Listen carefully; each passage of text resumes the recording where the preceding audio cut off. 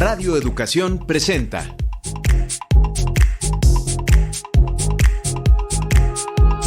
Datos y hechos, información y análisis confiables.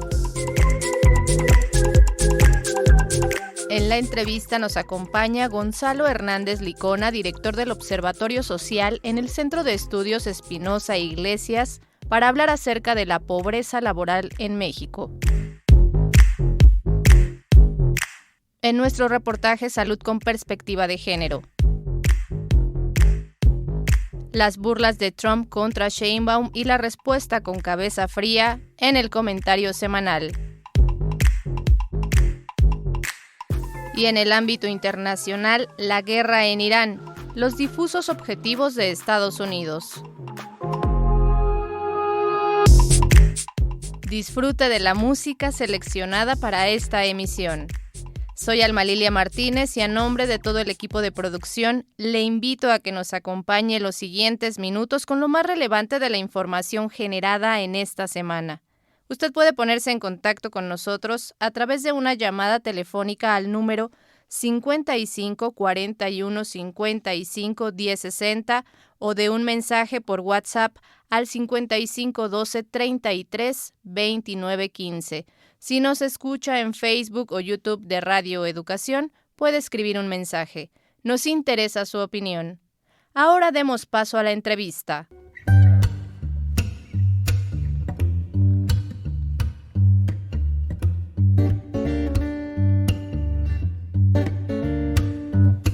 Vislumbres y versiones con Víctor Bárcenas y Gonzalo Hernández Licona. Recientemente el Centro de Estudios Espinosa Iglesias presentó un reporte que sacude las cifras oficiales. El 65.7% de los hogares mexicanos estaban en pobreza laboral durante 2024, seguían justamente en ese lugar en 2025, es decir, 7 de cada 10 familias no lograron salir de esta condición a pesar de trabajar. Para entender un poco por qué el empleo no es suficiente en estos días para salir de la pobreza, saludamos esta tarde justamente a Gonzalo Hernández Licona, es director del Observatorio Social del Centro Espinosa Iglesias. ¿Cómo estás? Bienvenido, Gonzalo. ¿Qué tal, Víctor? Me da gusto saludarte. ¿Cómo estás, mano? Pues bien, aquí preguntar, se habla de un mínimo histórico en pobreza laboral a nivel nacional, 32.3%, pero ¿por qué el informe de este centro educativo dice que pues no es una parte importante de la historia, que no es bueno el resultado? Mira, siempre hay varias historias en la realidad de cualquier país. En la realidad mexicana hay varias historias que hay que entender las dos. Por un lado, es cierto, Víctor, que la pobreza laboral, ¿y qué quiere decir pobreza laboral muy rápidamente para el auditorio?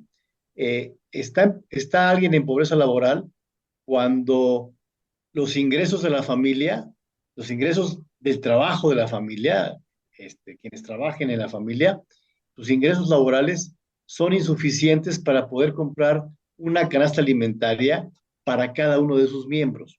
Y la canasta alimentaria más o menos está por mes y por persona como en 2,200 pesos, digamos, ¿no? Entonces, si no te alcanza tu ingreso para comprar una canasta para todos en la familia, estás en pobreza laboral. Esta pobreza laboral efectivamente ha bajado. Hoy tenemos niveles de cerca de 32-33%. Ha bajado porque ha habido incrementos del salario mínimo, porque ha habido impulso al ingreso laboral. Pero en medio de eso tenemos esta realidad, que no todo mundo que está en la pobreza es exactamente igual.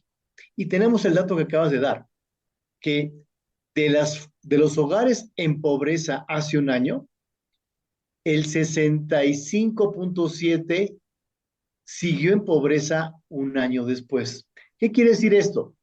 Que hubo familias que salieron de la pobreza, eso explica la reducción de la pobreza laboral, pero hay un grupo de hogares, Víctor, que dadas sus circunstancias, su nivel de educación, la calidad de los empleos que pueden tener, no se le facilita salir de la pobreza porque tiene muchas barreras. Entonces pensemos unas familias indígenas en Chiapas, pensemos una familia en las periferias de una ciudad urbana, con poca educación, que tiene acceso solamente a empleos informales, a empleos de bajo ingreso. Esas familias han estado en pobreza por mucho tiempo y no pueden salir. Hay otras que llegaron a la pobreza y han salido, afortunadamente. Hay unas que se quedan ahí. Hay unas que tienen muy poca movilidad social, ¿no? Entonces, ese es el fenómeno, que por un lado, qué bueno que en el país la pobreza laboral ha bajado, pero qué mal que siga habiendo familias que persisten en la pobreza por mucho tiempo. Gonzalo, ¿cuál sería la perspectiva de solución para esta población? Se habla más o menos como de 7.8 millones de hogares o familias que están en esta condición de inmovilidad realmente, a pesar de que haya este tipo de acciones para tratar de mitigar la pobreza en el país, el aumento del empleo, pero que no está resultando del todo eficaz. ¿Qué alternativas tenemos? Mira, te pongo el ejemplo del salario mínimo.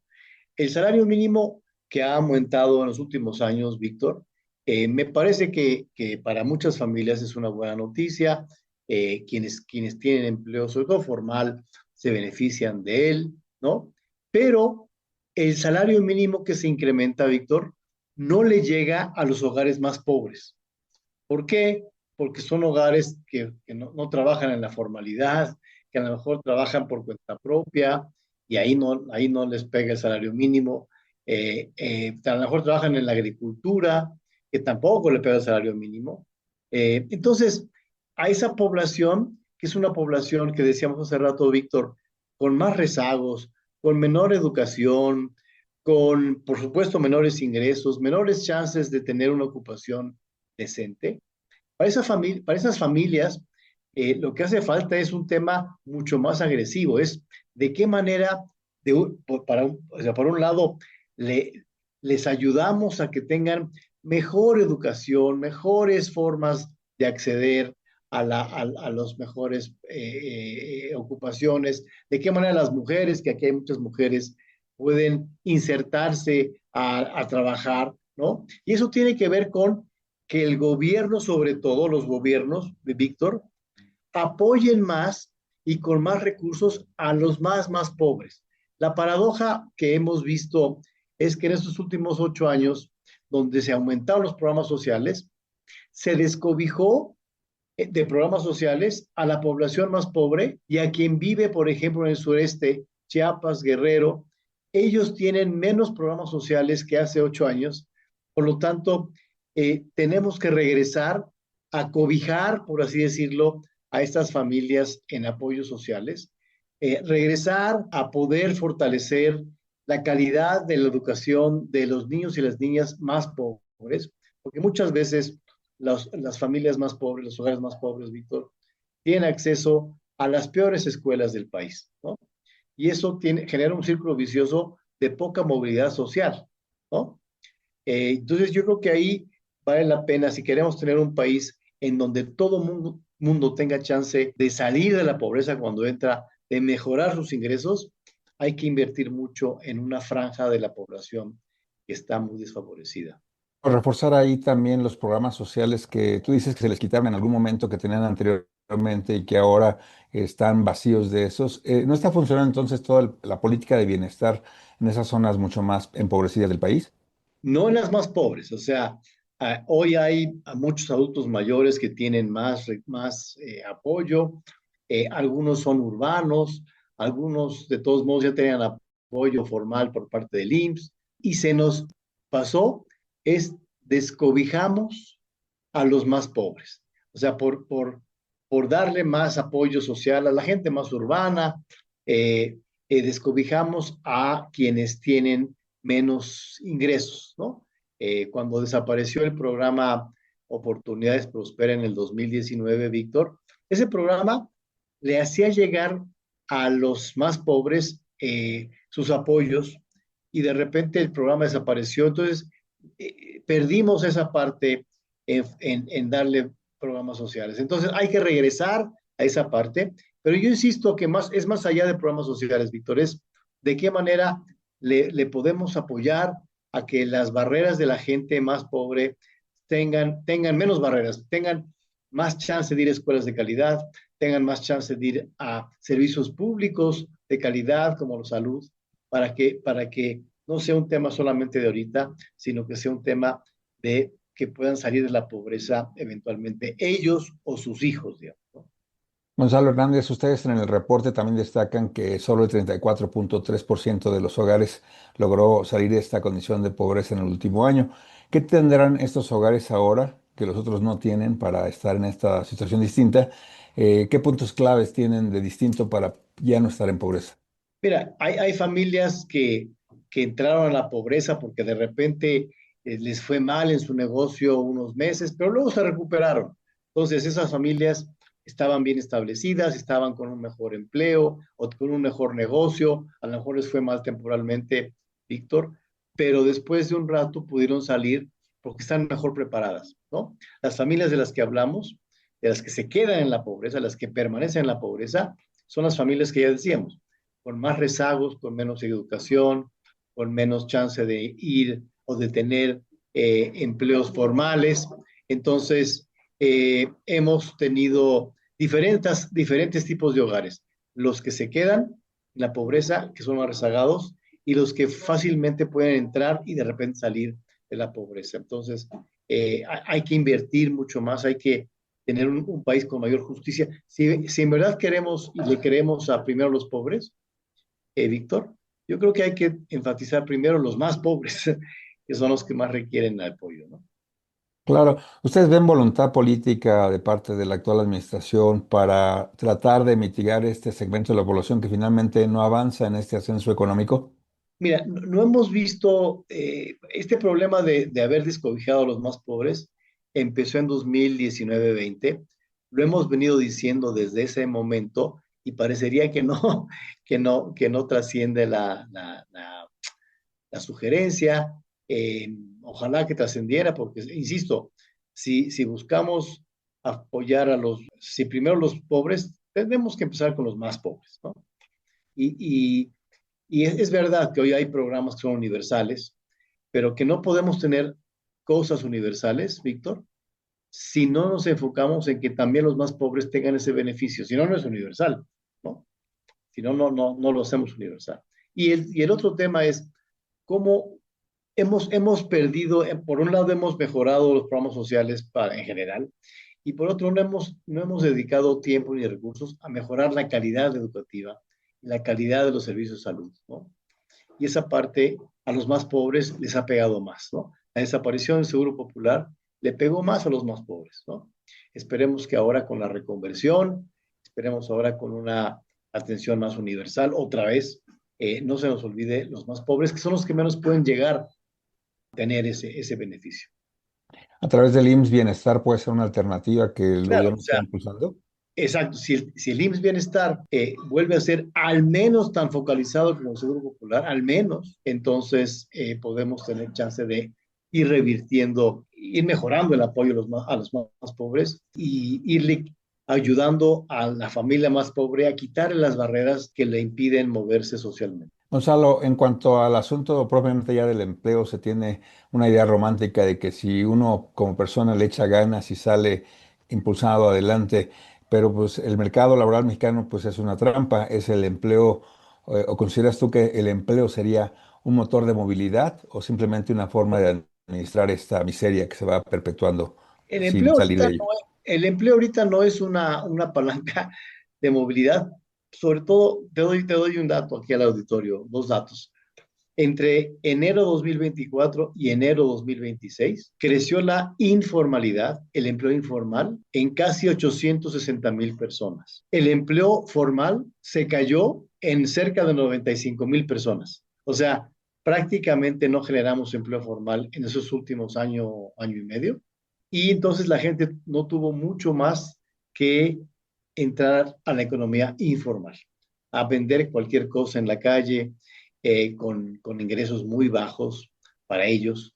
Entonces, no, en este momento el empleo no está motivando, la creación de empleo no está motivando a la reducción de pobreza. Sí ha tenido un efecto el salario mínimo, pero quien se queda con empleo formal, ¿no? Quien no, pues no. Claro. Finalmente te preguntaría el papel que tiene, más allá del gobierno, la clase empresarial, de qué modo también ellos están abonando a revertir esta situación de la pobreza con la generación justamente también de espacios de trabajo, de promoción educativa, de espacios de mejoras, incluso en la salud. Mira, obviamente la iniciativa privada tiene mucho que ver, son los que, son los que más impulsan el empleo. No hemos invertido lo suficiente ni en el gobierno ni en las empresas. La inversión ha caído, como tú sabes, Víctor. Por supuesto, las empresas pedimos que inviertan más. También hay que tener las condiciones para que inviertan más, porque no puedes invertir así nada más y esperar. Por ejemplo, muchos empresarios están esperando a ver cuál es el trabajo del nuevo Poder Judicial, ¿no? Porque con la elección que tuvimos dejó mucha incertidumbre de si el Poder Judicial realmente iba a defender la norma o iba a defender al gobierno. Entonces, un empresario no quiere arriesgarse a tener una inversión mayor si no sabe si se va a respetar sus derechos. Gonzalo, finalmente, ¿dónde podemos consultar este informe de persistencia en pobreza laboral que ustedes están presentando? Miren, si entran a la página del CEI, que es ceey.org.mx, es el Centro de Estudios Espinosa Iglesias, ahí pueden tener la información, pueden de hecho bajar la información por estados, Víctor. Por ejemplo, Guerrero es el estado con peor persistencia laboral. 85% de las personas pobres hace un año en Guerrero seguían pobres un año después, 85% es el estado más pobre. Entonces pueden bajar toda la información por estados. Perfecto. Muchísimas gracias, Gonzalo Hernández, por este aporte y esta entrevista. Gracias, Víctor.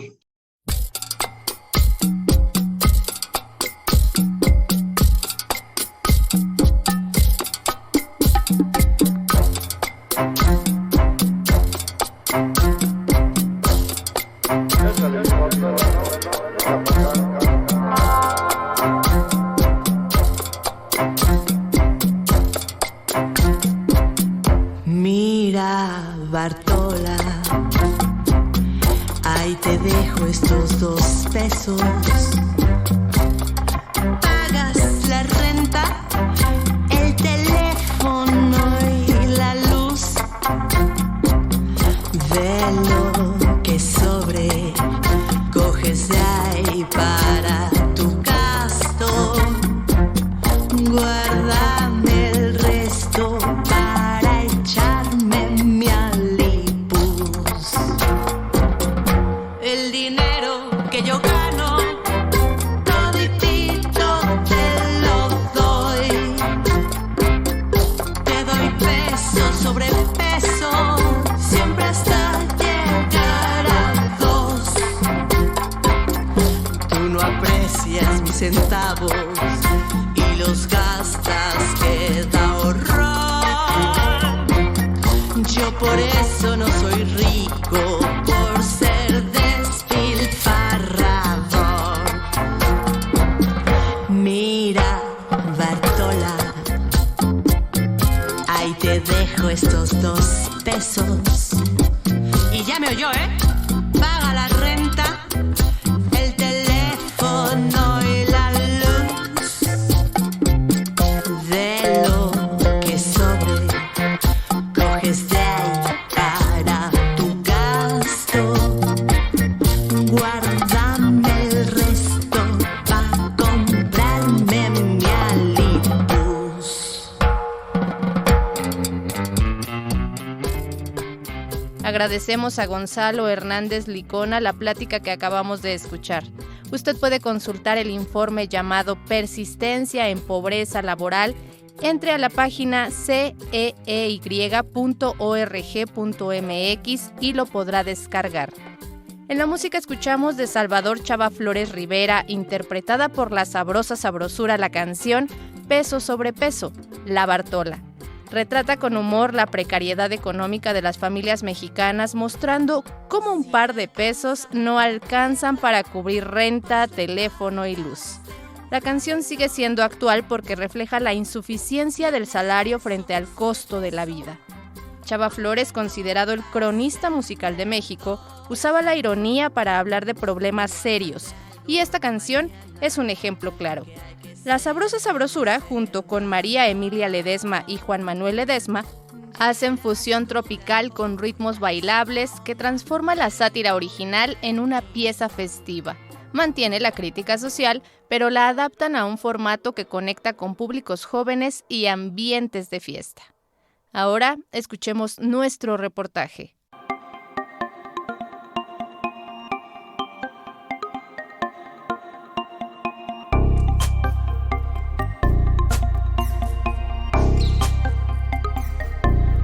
Conexión informativa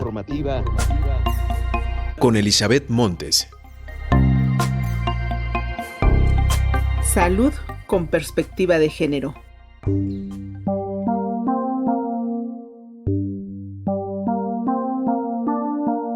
Ratificar el derecho a la salud como derecho humano al que las mujeres deben tener acceso durante su vida, sin restricciones ni exclusiones, es uno de los objetivos de la Red de Mujeres por la Salud, REMUSA, cuya constitución en el marco del 8M busca incidir en políticas públicas para reconocer las necesidades específicas de las mujeres en su diversidad, así como asegurar el cumplimiento efectivo del derecho a la salud. De acuerdo con datos del Gobierno de México, 2 de cada 10 mexicanas carecen de servicios de salud, pero entre mujeres rurales, la carencia alcanza a 4 de cada 10. Esto significa que las mujeres que más enfrentan pobreza también padecen falta de atención especializada y se enfrentan a largas distancias para recibir atención médica. Es por ello que desde REMUSA se busca que el sistema de salud sea un espacio igualitario. Así lo explica Yajaira Ochoa, una de las integrantes de la Red de Mujeres por la Salud. Decidimos comenzar a trabajar en esta red, mujeres preocupadas por la salud pública de nuestro país. Esta red busca tener incidencia política desde y para las mujeres. Esta red es un paso fundamental para transformar el sistema de salud en un espacio igualitario. La salud es un derecho humano atravesado por determinantes sociales de género y de clase. La Red de Mujeres por la Salud, REMUSA, es una plataforma de articulación nacional libre de conflicto de interés, integrada por mujeres que defendemos el derecho a la salud, activistas, representantes de la sociedad civil, colectivas feministas también. REMUSA nace como un espacio de resistencia y propuesta para vigilar, incidir y transformar el sistema de salud, garantizando que el derecho a la salud se ejerza bajo los principios de autonomía, diversidad y justicia social.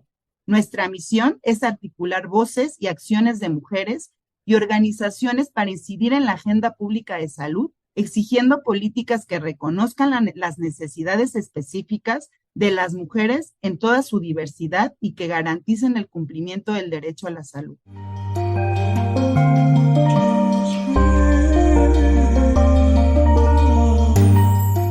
Sin perspectiva de género, no hay salud pública. Así lo afirma la abogada Claudia Moreno, también integrante de la Red de Mujeres por la Salud, quien añade que una visión integral con perspectiva de género pasa por la asignación de presupuestos específicos para la aplicación de programas sanitarios y poniendo en el centro la salud de las mujeres, que en la mayoría de los casos priorizan a quienes están a su cargo. Ser mujer significa que siempre nuestra salud no es prioridad. Sí me siento mal, me duele la cabeza, me estoy sintiendo raro, pero, no tan mal porque tengo que cuidar a mis hijos, tarea de mis hijos, pendientes del trabajo, tengo que ir al súper. Tenemos una lista de pendientes siempre que nunca se acaban, ¿no? Y entonces siempre nuestra salud se va quedando atrás. Y cuando por fin llegamos al médico, a la clínica o a algún lugar donde nos atiendan, llegamos tarde, ¿no? Desafortunadamente ya con un diagnóstico tardío, o bien llegamos cansadas.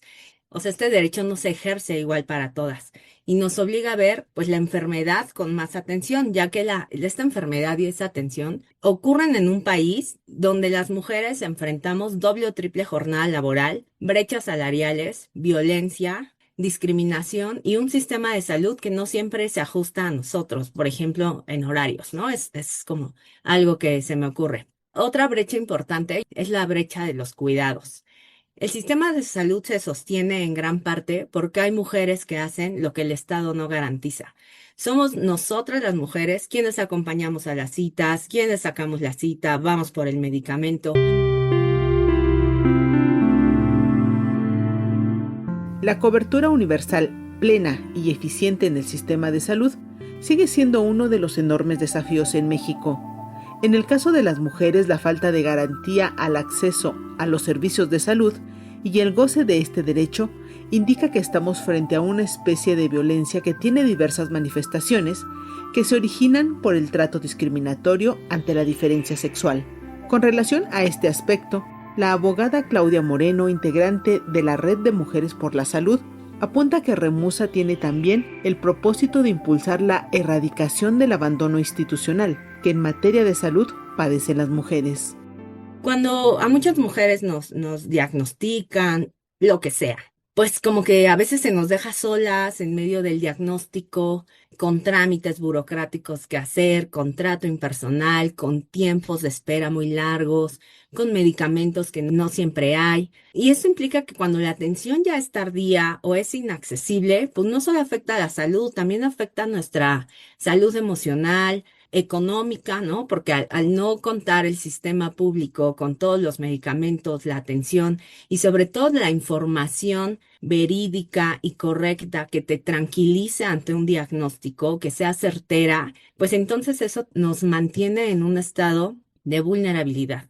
Porque vivir con salud, pues no solo es como ausencia de enfermedad, es también vivir con dignidad, con autonomía y en condiciones reales para cuidarnos. Y justamente para eso nace Remusa. Remusa nace con muchas ramitas, pero una de ellas es para que ninguna mujer más transite entre el diagnóstico, el sistema, ¿no? Que es complicado, el trabajo y la crianza. Entonces, todos estos pilares, para eso está Remusa, para sostener, para contener a las mujeres. Gracias por tu escucha. Nos reencontramos el próximo viernes con otro tema de interés, aquí en Datos y Hechos. Vengo de una tribu de mujeres que traen en la memoria los saberes. Entre los labios, los poderes para despertar a todos los seres.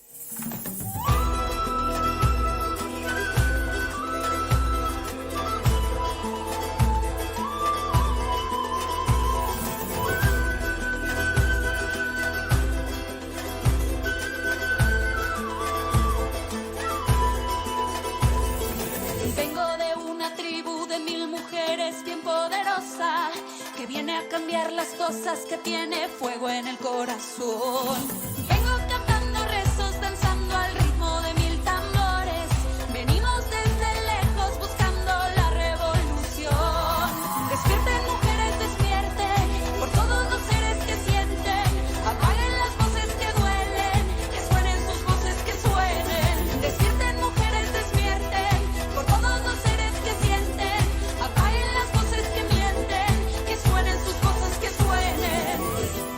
Despierten, guardianas de la vida, sanemos del vientre las memorias, escribamos juntas una nueva historia y sanemos una a una las heridas.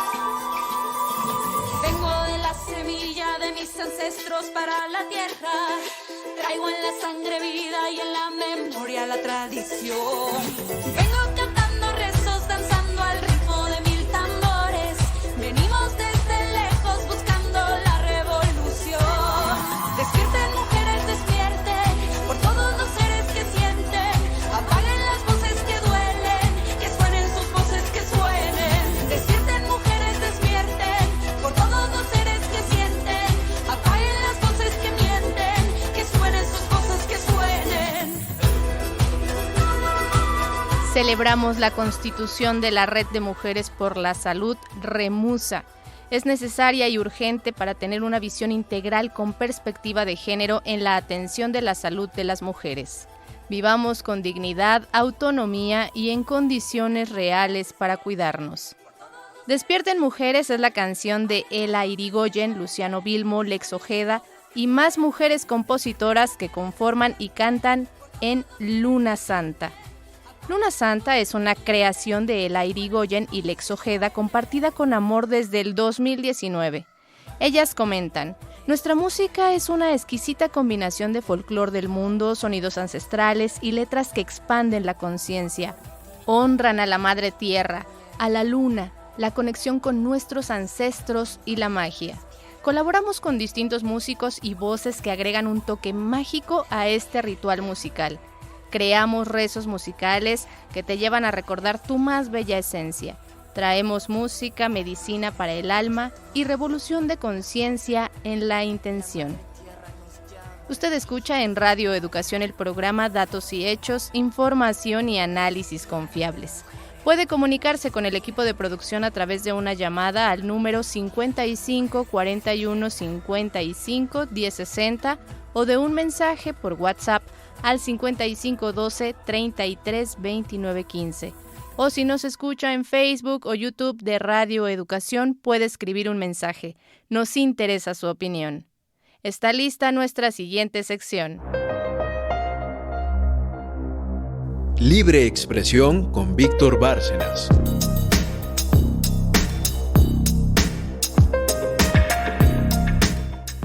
Las burlas de Trump contra Sheinbaum y la respuesta de Cabeza Fría.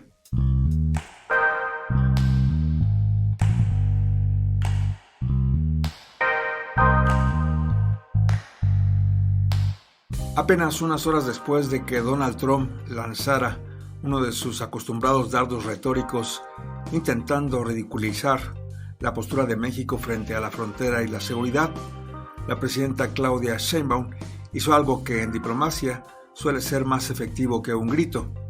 Guardó la compostura y respondió con datos.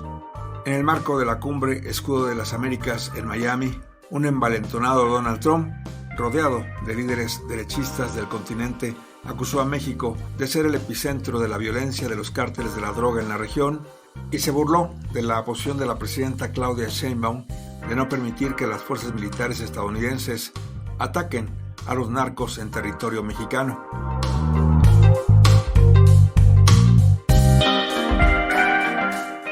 No hay duda de que estamos atravesando quizás el momento más delicado de la relación bilateral en décadas. No es solo la amenaza de aranceles o las deportaciones masivas, es el choque de dos visiones sobre la soberanía. Mientras desde Washington, Donald Trump insiste en una narrativa de intervención y presión, desde Palacio Nacional, la presidenta Claudia Sheinbaum mantiene una postura clara: cooperación sí, pero subordinación no. La presidenta Sheinbaum ha sido enfática: México es un país soberano. En materia de seguridad y combate a la delincuencia organizada, la estrategia mexicana no puede ser dictada desde fuera. Pero aquí es donde la cabeza fría de la mandataria expone la gran hipocresía del discurso estadounidense. Es muy fácil para los políticos en Estados Unidos y particularmente para Donald Trump señalar con el dedo hacia el sur cuando se habla de fentanilo o violencia. Pero ¿qué pasa con el dedo que nunca señala hacia adentro? La presidenta ha puesto sobre la mesa una verdad incómoda que Washington prefiere ignorar: la corresponsabilidad tanto del consumo desmedido de drogas al interior de Estados Unidos como de la venta ilegal de armas que terminan en México.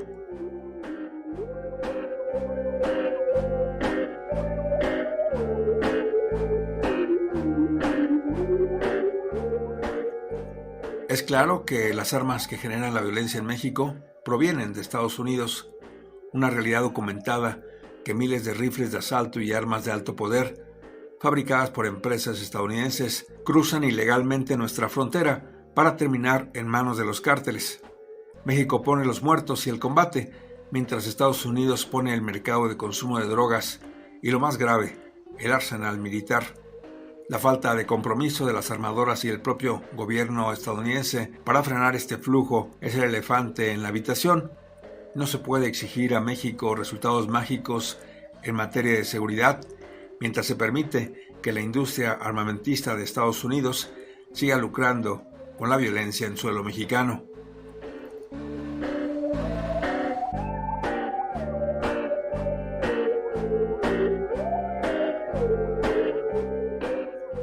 Fuentes de seguridad estiman que cada año ingresan a México alrededor de 500,000 de armas ilegales provenientes de Estados Unidos.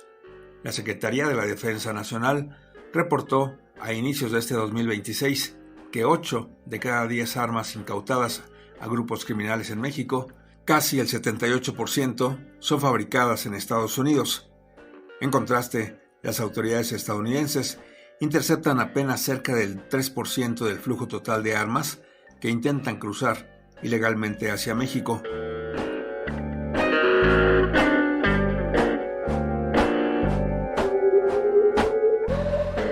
Las autoridades mexicanas han documentado que la mayoría de este armamento ilegal proviene de entidades estadounidenses con regulaciones laxas respecto de la venta de armas, principalmente en Texas, Arizona y California.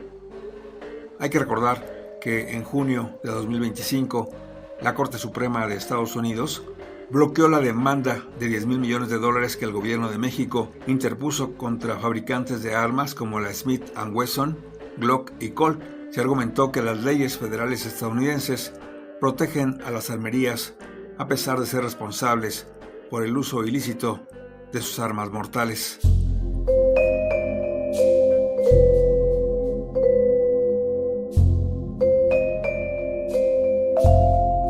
La respuesta de la presidenta Claudia Sheinbaum ante las nuevas presiones de Donald Trump no ha sido un arrebato de orgullo herido, sino un recordatorio de que la seguridad es un camino de dos vías.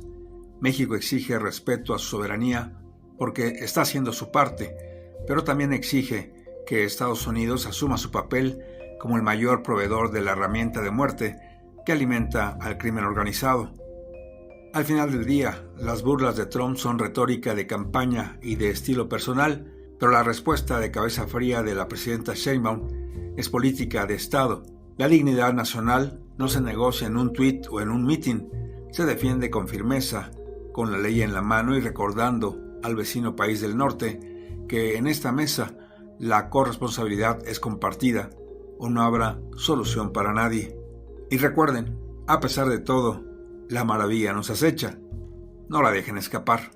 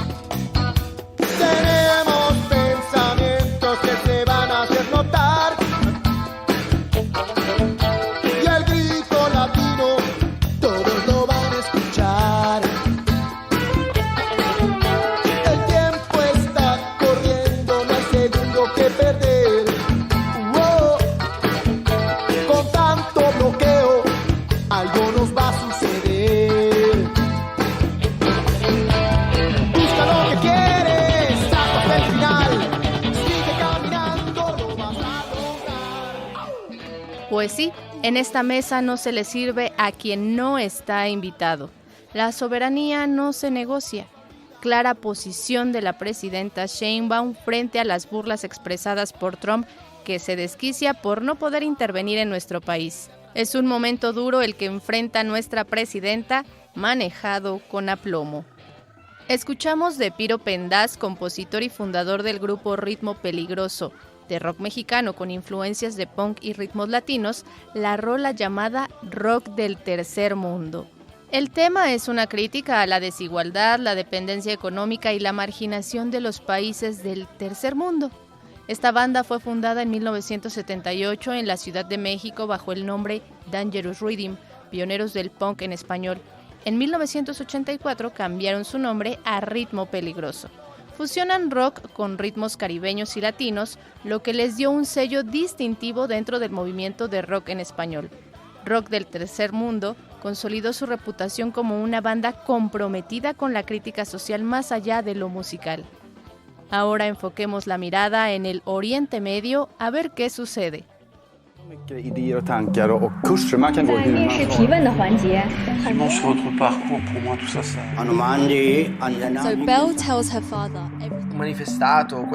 Pasaporte Internacional a cargo de Ricardo Mercado Bravo.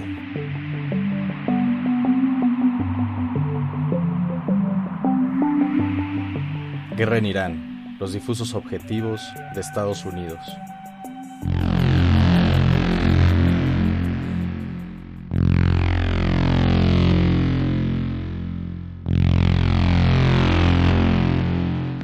Con un físico imponente, ataviado con una cufilla, saltando al ring con unas botas que parecían lámparas de genio y enarbolando una bandera de Irán con la cara del ayatolá Jamenei, Hossein Khosrow Ali-Basiri, mejor conocido como el Jeque de Acero, dominaba la lucha libre estadounidense de los años 80. No era un simple luchador más del circuito profesional, era su gran villano.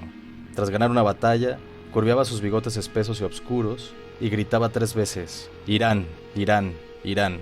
Vince McMahon, el dueño y promotor de la lucha libre estadounidense, al no encontrarle un rival a su nivel, convirtió a un luchador tradicionalmente rudo en uno técnico y le puso el nombre de Hulk Hogan, ahora el mayor ícono histórico de este deporte, tan enraizado en la psique de la sociedad estadounidense. El Jeque de Acero, inducido al Salón de la Fama de la Lucha Libre Profesional en 2005, es, sin lugar a dudas, uno de los grandes villanos en la historia de la cultura pop estadounidense para todo aquel que lo vio pelear en los años 80 del siglo pasado. Su gran mérito para alcanzar la fama fue canalizar el odio que tenía el público estadounidense hacia su país y mezclar elementos de varios lados del Oriente Medio para que su figura fuera inolvidable. El único problema fue que la lucha libre gringa saltó de la esfera popular a la política con Linda McMahon, esposa del dueño de la WWE y actual secretaria de Educación del gobierno de Trump. La caricaturización del Oriente Medio, y en específico de Irán, a través del Jeque de Acero, persiste en el imaginario estadounidense. El gran problema es que ahora Estados Unidos está atacando a Irán en el escenario de la realidad y las cosas no son tan simples como en el ring.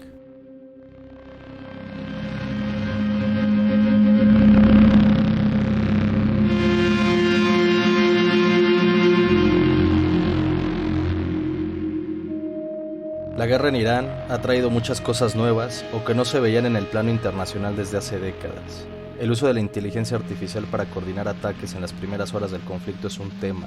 Un régimen que ataca toda una región para sobrevivir es otro, y la impresionante incerteza de las verdaderas razones para atacar del ofensor es uno que ha resaltado en estas casi 2 semanas de conflicto.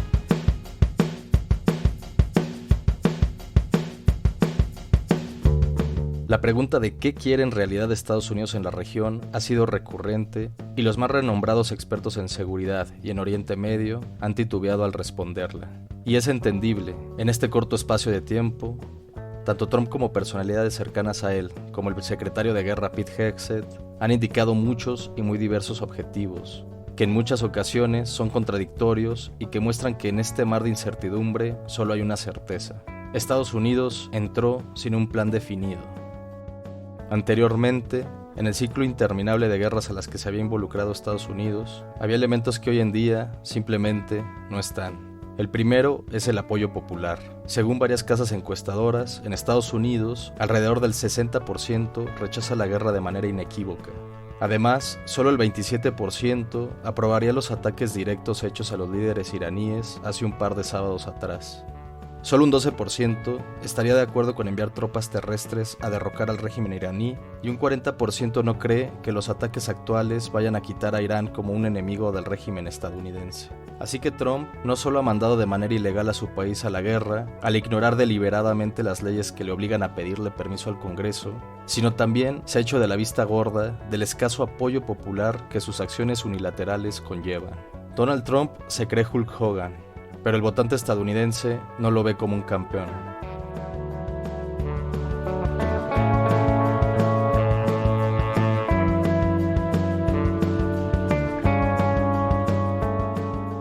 En el pasado reciente, además de hacerlo por la vía legal en casa, el apoyo popular era evidente en los primeros días en los que Estados Unidos se inmiscuía en una guerra. En la de Afganistán, la intervención estadounidense contaba con un 92% de aprobación tras los sucesos de las Torres Gemelas en 2001. La Guerra del Golfo Pérsico, en 1991, contaba con 82% de aprobación y la Guerra de Irak, de 2003, contaba con el 76%. Otro elemento faltante es cómo podrá Estados Unidos calificar como victoria su intervención, pues es lo único que verdaderamente le importa a Trump para quedar bien con la base del movimiento MAGA. En el Golfo Pérsico era expulsar a Irak de Kuwait, en Irak era tirar a Saddam Hussein y en Afganistán era derrocar al régimen de los talibanes. ¿Cómo acabó todo esto? Irak es un desastre hasta el día de hoy, un país que no ha logrado sacarse de encima a distintos grupos terroristas y cuya operabilidad es cercana a la de un estado fallido. Y Afganistán, tras 20 años de invasión, terminó siendo un Vietnam 2.0 para los estadounidenses. Pues al igual que en 1975 en Saigón, el ejército mejor armado del mundo salió corriendo de Kabul. Hoy en día, los afganos viven en todavía un peor régimen que el que invadió Estados Unidos a principios del presente siglo. En suma, las intervenciones de nuestro vecino en Oriente Medio han sido un desastre y la actual no pinta para una dirección distinta, lo cual iremos desmenuzando a lo largo de estas semanas.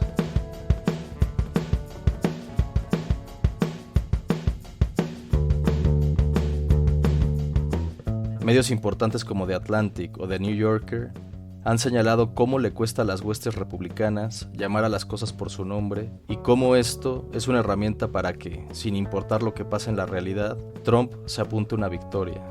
El gobierno estadounidense se ha movido entre constantes contradicciones. Un día Trump dice que quiere una marioneta tipo Delcy Rodríguez como gobernante en Irán, pero el engranaje de la dictadura iraní es mucho más complejo y antiguo que el del autoritarismo venezolano. Al otro, menciona que quiere un completo cambio de régimen, lo que es una verdadera quimera porque nunca en la historia un país ha podido tumbar al régimen de otro sin la presencia física de su ejército.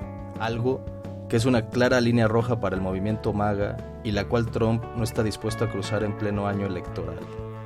Aunado a la extrema derecha israelí, que tiene pretensiones realmente absurdas y de las cuales hablaremos a detalle el próximo viernes, más el desastre económico que está generando la guerra, Donald Trump está atrapado en un laberinto que, por su ignorancia y megalomanía, él solito creó. Estados Unidos otra vez está en guerra, lo cual, salvo en 1941, nunca ha sido una buena noticia.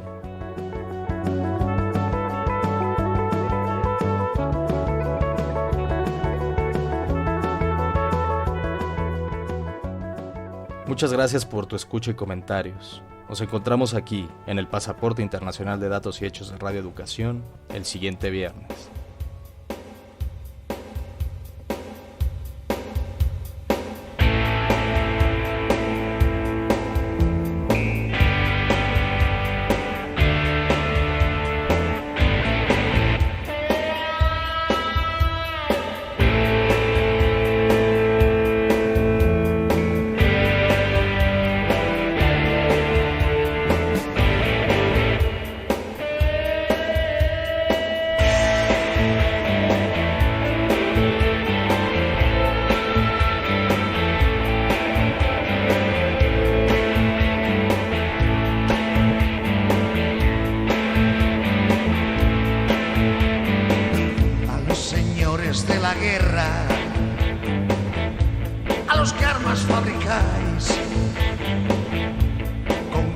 Y bombas, la muerte sembráis,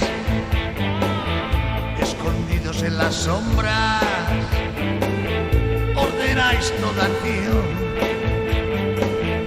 Me pregunto si de veras tenéis corazón.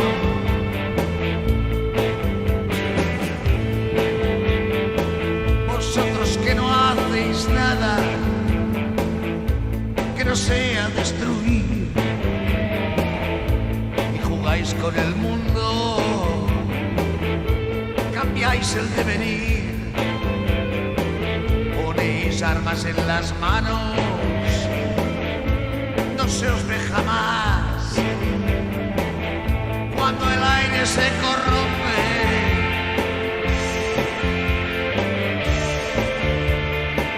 el rostro ocultáis. Así las cosas con Trump. Ahora con su intervención en el Oriente Medio, que como ya escuchamos no ha sido del todo como él pretendía, y además sin el respaldo de la población como él esperaba. La próxima semana seguirá Ricardo Mercado analizando lo que sucede con Israel y sus pretensiones. En la música escuchamos la versión en español Señores de la Guerra de Bob Dylan, interpretada por J.M. Bowle, que es una adaptación fiel y apasionada de Masters of War, que mantiene la fuerza crítica contra los poderes militares y económicos. Bowle la incluye en su proyecto Dylan Spanish Experience y la ha interpretado en distintos formatos, desde conciertos con banda hasta versiones en solitario. Al estar en español, la canción se vuelve más accesible para públicos hispanohablantes, conectando con luchas locales contra la guerra y la injusticia. Su mensaje sigue vigente frente a conflictos como Medio Oriente, donde los objetivos difusos de las potencias recuerdan la crítica de Dylan. Bob Dylan, Masters of War, fue escrita en plena Guerra Fría, denunciando a quienes fabrican armas y lucran con la guerra. Su mensaje central es desenmascarar la hipocresía de los señores de la guerra, que nunca combaten directamente, pero provocan destrucción. Llegamos al final de esta emisión. Si no pudo escuchar completo este programa, puede sintonizar el 1060 de AM, en donde a las 10 de la noche se retransmite. La esperamos el próximo viernes a la misma hora en Datos y Hechos, información y análisis confiables para analizar lo más relevante de los acontecimientos nacionales e internacionales. Se despide Alma Lilia Martínez a nombre del equipo de producción.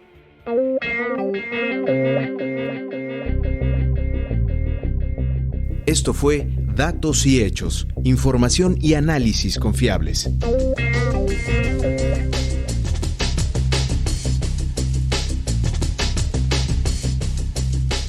Participamos en este programa Servicio Social Yael López, Leonardo Márquez y Melisa Bustos. En el equipo de producción Guillermo Lagarda Trillo, Erendira Salazar, Víctor Bárcenas, Elizabeth Montes, Ricardo Mercado Bravo, Sergio Bonilla, Alma Lilia Martínez y Laura Elena Padrón. Una producción de Radio Educación.